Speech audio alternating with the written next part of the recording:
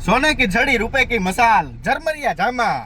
ભેસાણ જિલ્લા પંચાયતના મર્ડર કેસના આરોપી દિનેશ રૂપારેલિયાને ઘણી ખમ્મા ચોર ઈમાનદાર કોકના કાવડિયાના ભેગા કરીને કવર બનાવી અને એમએલએ અને નગરપાલિકાના સેવકોના ઉમેદવાર બનાવી અને જીતવાના અભરકા જોતી આમ આદમી પાર્ટીના મિત્રો ઉમેદવારને ઓળખજો।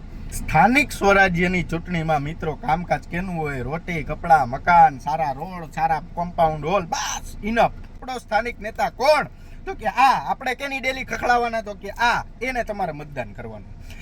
આમ આદમી પાર્ટીના ઉમેદવાર કોણ? દિનેશ રૂપારેલિયા। દિનેશ રૂપારેલિયાના બાપાએ વ્યાજ વટાવનો એવડો ધંધો કર્યો એનું હું તમને એક નાનું એવું ઉદાહરણ આપું। દિનેશ રૂપારેલિયાના બાપુજીએ વાઘણિયાના રહેવાસી ભરતભાઈ મેરને 2 લાખ રૂપિયા હાથ ઊંચીને આપેલા, બરોબર?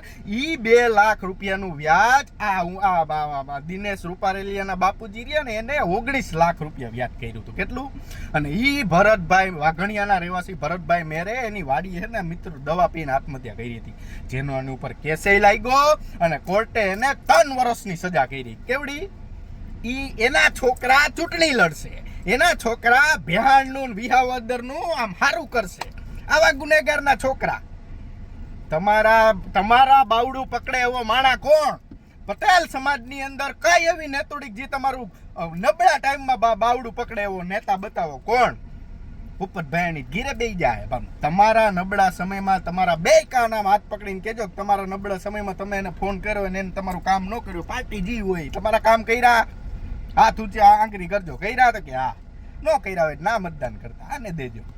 પણ તમારે વિચારવાનું ઈ છે કે આ નવી નિહારિયા નવી પાર્ટી લઈને બેસવા આવશે, તમારામાં કોઈ પ્રકારનું કાંઈ જે રીતના ગોપલા ફોપલાય 2 વર્ષ 3 વર્ષ મમરા ભરતી હતા ને વિસાવદરના, એ રીતના આ તમારા ભરતી છે। પછી રાતે 12 વાગે પોલીસ સ્ટેશને પકડી જાય ને ત્યારે ભૂપત ભાયણી યાદ આવે, યાદ હે ને? બસ એટલે કહું છું મતદાન કરજો। આ જોવાનું છે આપણે। 3 વર્ષની સજા દીધી। આને એટલું વ્યાજ ખાધું મિત્રો કે સામેવાળાએ દવા પી લીધી કે ખોટી વાત છે રૂપારેલિયા ભાઈ, અને એ બધા આમ આદમીમાં ગુનેગારો બધા ટિકિટો ભરીને બધા નેતોડી થઈ જાય, બધાને પૈસા બનાવી લેવા, લ્યો કામ કોઈને કરવા નથી। બસ એસીમાં બેવું, હારી 4 વ્હીલમાં બેવાનું ને એ તારે ઓલા એમ કે લગ્નમાં જવાનું તો પોગી ગયા, બાકી જનતા બનતા અરે કશો જ લેવા દેવા નથી આ કોઈને।